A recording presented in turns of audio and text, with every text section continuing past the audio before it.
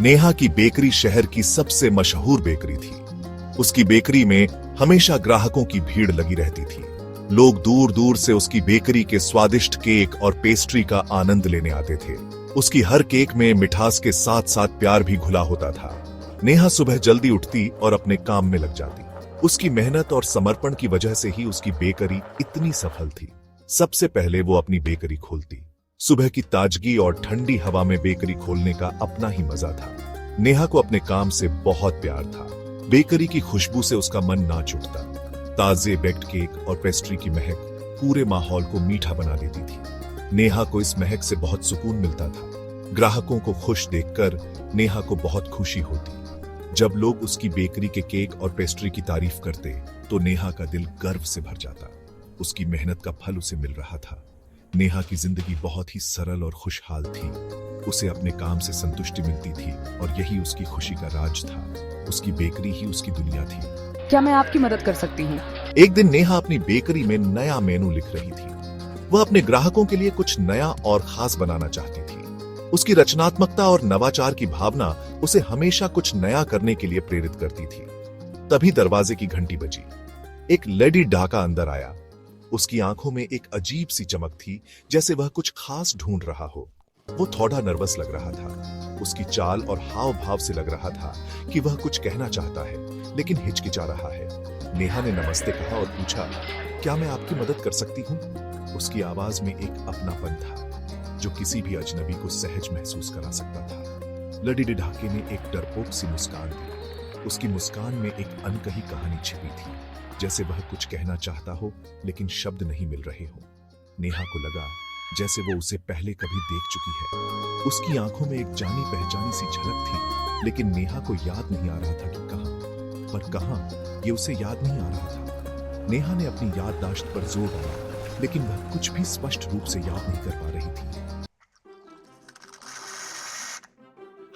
हाँ, वो मुझे एक ब्लैक कॉफी चाहिए। जरूर। कुछ देर बाद नेहा कॉफी लेकर आई। लडडाके ने उसे धन्यवाद दिया। नेहा ने उससे उसका नाम पूछा। रोहन। तो रोहन, क्या आप पहली बार यहाँ आए हैं? नहीं, मैं यहाँ पास में ही रहता हूँ। आपकी बेकरी के बारे में बहुत सुना था, इसलिए सोचा आज ट्राई करूँ। उस दिन रोहन और नेहा ने बहुत देर तक बातें की। उन्हें पता ही नहीं चला कब समय बीत गया। रोहन एक आर्किटेक्ट था। नेहा को उसकी बातें बहुत दिलचस्प लगती थीं।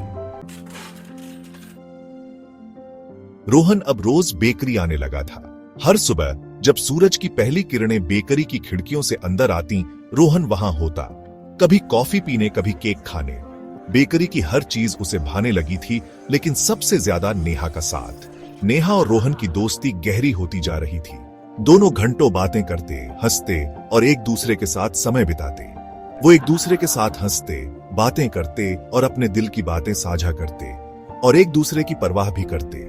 नेहा की मुस्कान रोहन के दिन को रोशन कर देती थी। रोहन अक्सर नेहा के काम में हाथ बंटाता। वो दोनों मिलकर बेकरी के कामों को निपटाते और इस दौरान उनकी दोस्ती और भी मजबूत होती गई। नेहा भी रोहन को उसके काम में मदद करती। दोनों एक दूसरे के बिना अधूरे से लगते थे। नेहा, मुझे लगता है कि मैं तुम्हें पसंद करने लगा हूं। तुम्हारे बिना अब कुछ अधूरा सा लगता है। नेहा शर्मा गई। उसके गालों पर हल्की सी लाली आ गई थी। उसे भी रोहन पसंद था, लेकिन वो अपने दिल की बात कहने में हिचकिचा रही थी, पर वो कुछ कह नहीं पाई।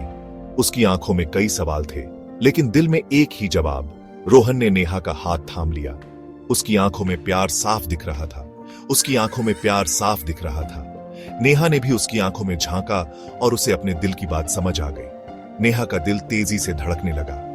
उसे समझ आ गया था कि वो भी रोहन से प्यार करने लगी है। उसे समझ आ गया था कि वो भी रोहन से प्यार करने लगी है। दोनों की आंखों में एक नई चमक थी, एक नया सपना था। एक दिन नेहा और रोहन साथ में फिल्म देखने गए। दोनों के चेहरे पर एक अलग ही चमक थी, जैसे इस शाम का इंतजार बहुत दिनों से कर रहे हो। फिल्म खत्म होने के बाद बाहर बारिश हो रही थी। बारिश की बूंदें जैसे उनकी खुशियों में चार चांद लगा रही थीं। नेहा, ये लो, मेरी जैकेट पहन लो, तुम भीग जाओगी।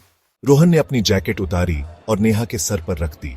नेहा ने मुस्कुराते हुए उसकी ओर देखा। दोनों एक ही छतरी के नीचे बारिश में भीगते हुए चल रहे थे। छतरी के नीचे की वो छोटी सी जगह उनके दिलों को और करीब ला रही थी। नेहा, तुम्हारा हाथ थाम लूं? इस बारिश में तुम्हें अकेला नहीं छोड़ सकता। हाँ रोहन, तुम्हारे साथ हर पल खास है। रोहन ने नेहा का हाथ थाम लिया। दोनों के दिलों की धड़कनें एक हो गईं। नेहा का हाथ रोहन के हाथ में पूरी तरह फिट हो गया, जैसे दोनों के हाथ एक दूसरे के लिए ही बने हों।